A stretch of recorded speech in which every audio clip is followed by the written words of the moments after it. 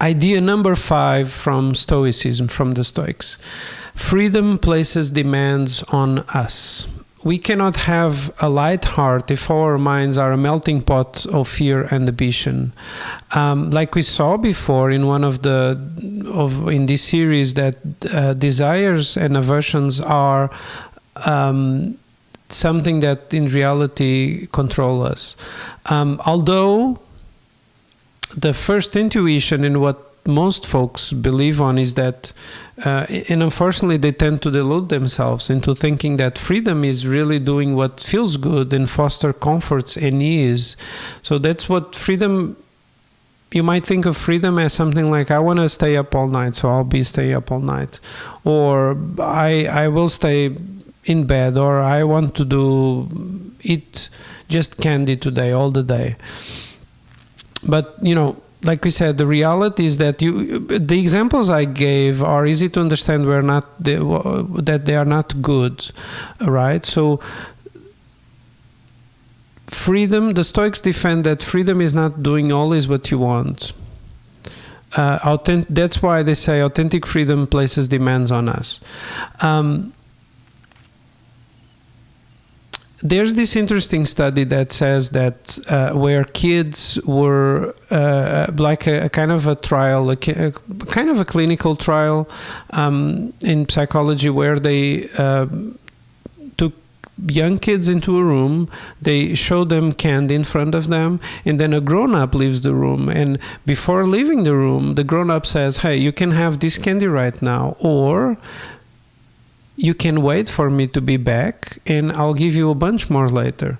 And some kids took the candy right away. They couldn't help themselves in a way, while some other kids, they actually waited until the grown-up came back, and then they got a lot more candy.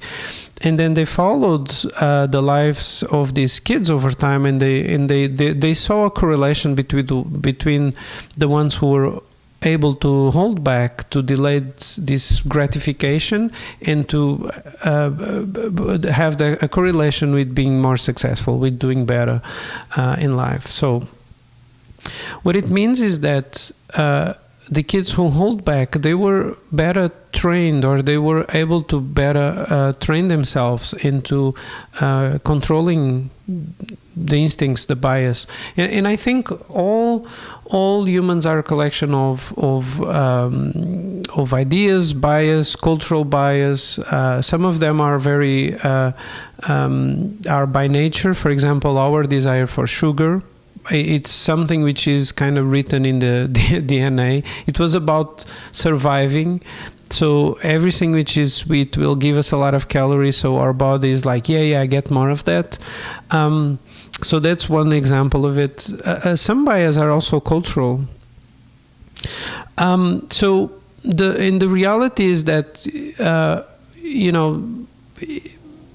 that is something you can learn to practice and get better at, because if you're not well prepared, or if you're not good at delaying gratification, there are moments where you will not be well prepared to act effectively and to do the right thing when unexpected challenges happen, as they always do, right? So someone who always follows their desire all the time will sometimes find themselves in situations where they are at a disadvantage.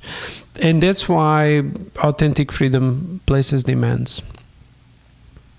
And they say that true freedom, Stoics say that true freedom is what everyone wants, but it's about discovering and understanding our fundamental relationships to one another and perform our duties. In short, do the right thing given the situation we are in. So sometimes we are a son, sometimes we are a parent, sometimes we are an employee, sometimes we are a boss. So there's kind of responsibilities, or there's the right things to do in those moments, and that's what they mean by understanding the fundamental relationships between us and others and us in the world. In the way this is possible to work on, like almost anything. It's also something it is possible to work on, and by continuously removing unsound beliefs from our minds.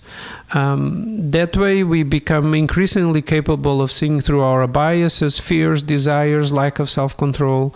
And like I said before, socially taught beliefs are sometimes unreliable. Many of them can be acquired through accident over time that then keep perpetuating. Sometimes even ignorant teaching or irresponsible teaching. Like there's many ways that the culture gets defined and gets propagated from generations to generations. And sometimes they're so deeply ingrained that are actually kind of hidden from the view. That's what I think the work of thinking through them can help, even just realizing what is going on. So the main thing to work on would be to observe the ingrained beliefs that are outside our control and continuously work in detaching from them. That was number 5.